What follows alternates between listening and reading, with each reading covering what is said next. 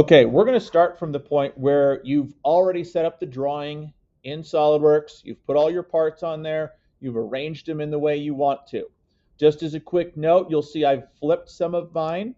So what I did is I brought that view in, and then if you go down and you open up mirror, you can turn on mirror view, and you can flip them either horizontally or vertically. It's a real easy way to maybe use your space a little bit more efficiently, especially with a shape like I have. Okay, so once this is all done, you're going to want to go to File, Save As. You'll name it, and you'll change the file type to DXF, which you can see I've already done. So that's the way you get your DXF file. Now let's jump over to VCarve. So I already have VCarve open. And before I start, this is probably your first time using VCarve and for sure the first time using this machine. So we need to set up the machine. So under Machine, we want to go to Add Machine. We get this simple setup. Okay? Our machine is made by a company called Forest CNC. Now, not all of this is required, but Forest CNC and the model that we're going to run this particular project on is a 4-foot by 4-foot router, also known as a 4x4. Okay? You can fill the rest of this out if you want. Really, the stuff we for sure need is the name and the post processor. So now when we want to associate a post processor, we got to click the plus sign. We're going to get this whole big list.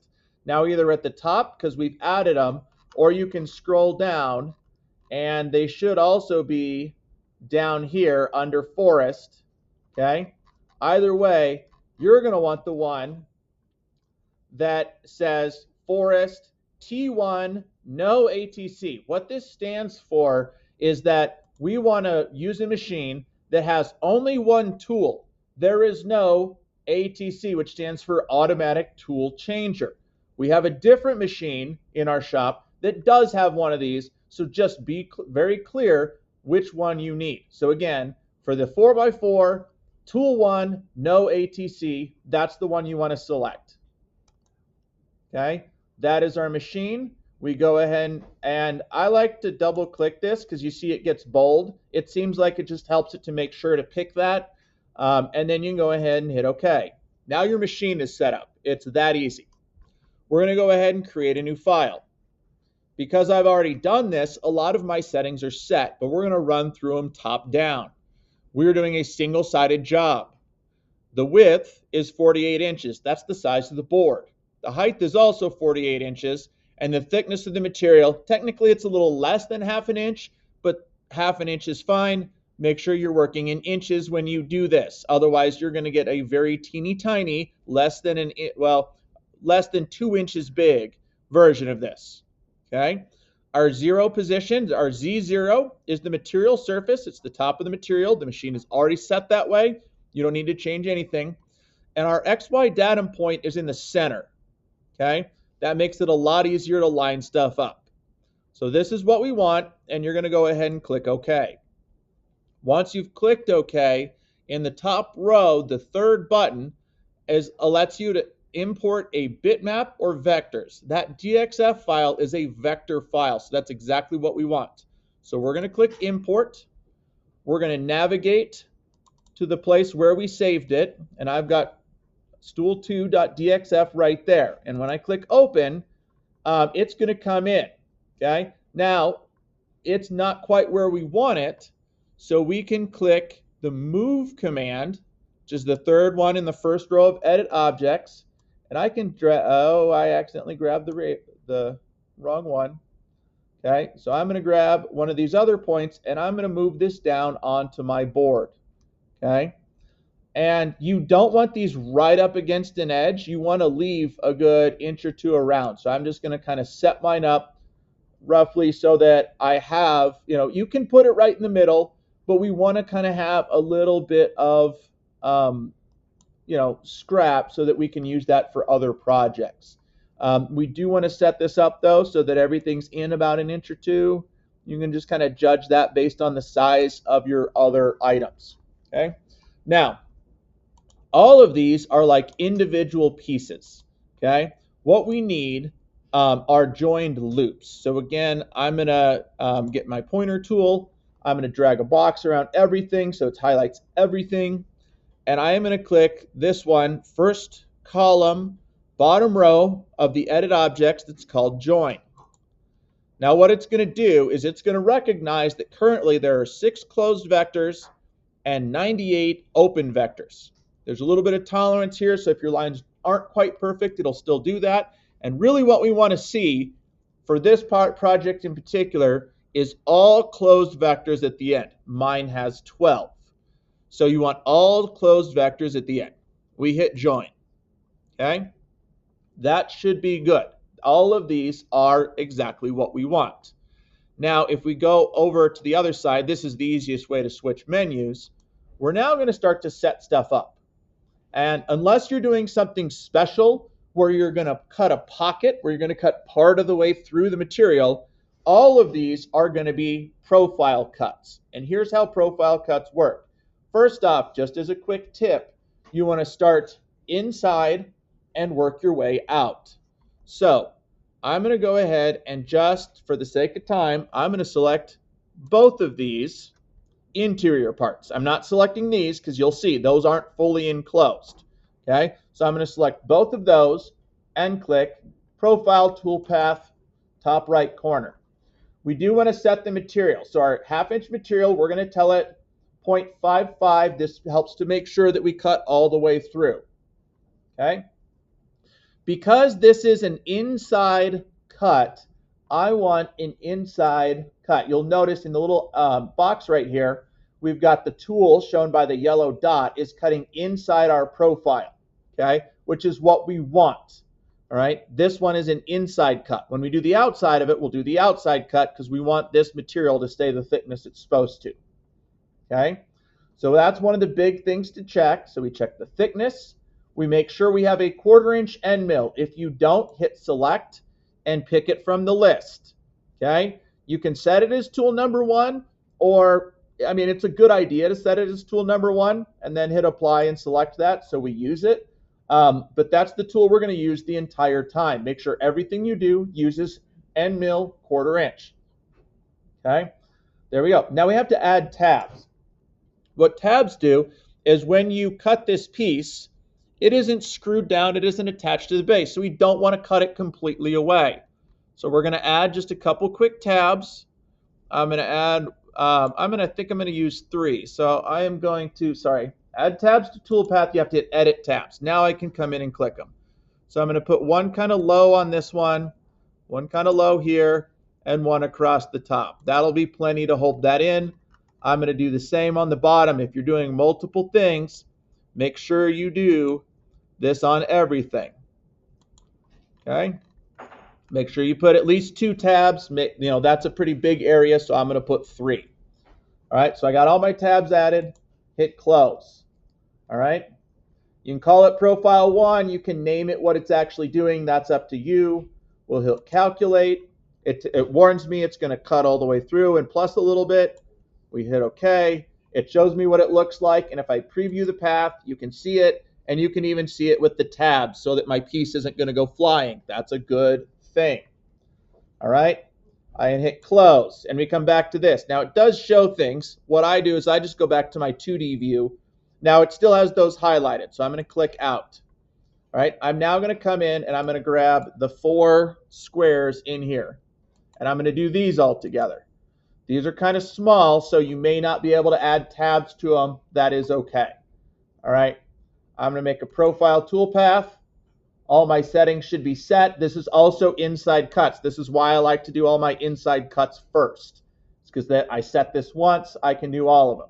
Like I said, these are so teeny tiny. These are less than a square inch.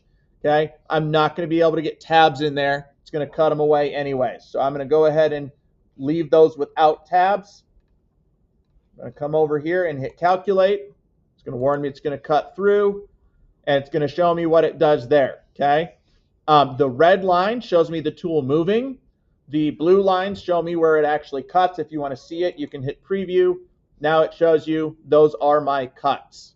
All right. Now I'm going to go to my outside cuts.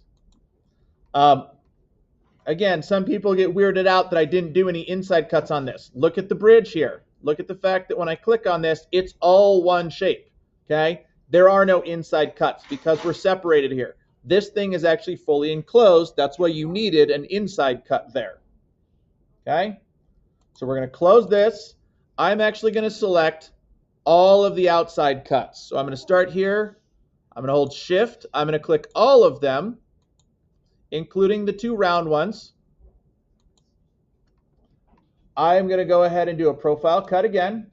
We're setting the depth is the same. I got to remember to switch to outside. Again, you're seeing now it's cutting the outside of my profile. I do need to add tabs here, otherwise everything's getting thrown around. So we're going to edit our tabs. Okay. On my circle, I'm going to do, I think 3 tabs should be fine. I could have done 4. If you want to be extra safe, you can do 4. I'm going to do 3 here. Okay. I've got some cool curves on the legs and stuff. So I'm going to put 2 tabs there. And I'm going to put 2 tabs here. And that should be plenty to hold that in place. I'm going to do the same thing up here. I can also do my tabs at the very tip top there, or the outsides. But yeah, I'm going to put 2 tabs near the top, 2 tabs on the feet. We're going to do that all the way around. Okay. Try not to get them too close to into the corners. That will make them hard to remove. Okay. The corners I'm talking about specifically are in these corners right here. Okay. If you do accidentally get them too close, you'll see that in your preview that you won't really be able to cut those corners well. So I put all my tabs in. I'm going to hit close. Look here. Calculate again. It's going to cut through everything. Yep, that's what I want. And now it shows it to me. And if I hit preview selected toolpaths, it'll show me. And I'm going to look at my tabs. Those are good. I got plenty of clearance there. Should be good there. Shouldn't have anything flying out of my board. Okay. This is exactly what I want.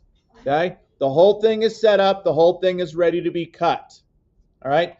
At this, and you'll notice none of these things are overlapping. I've got a little bit of distance. I'm not wasteful, but I've got a little bit of distance between things so we don't run the tool into our other parts. All right. When it's all done, there's a checkbox next to toolpaths. That way you get all of your toolpaths. Okay? They all light up. You can see the red where it's going to move the tool without cutting, the blue where it's going to cut. I'm going to go to Save Toolpath. Okay? Now, I have several things in here. Okay? So I'm going to make sure I pick the correct machine. If you've done other projects and you've added the FabBot, great. Just make sure you pick the right machine with the right post processor. In this case, again, T1, no automatic tool changer. That is what I want.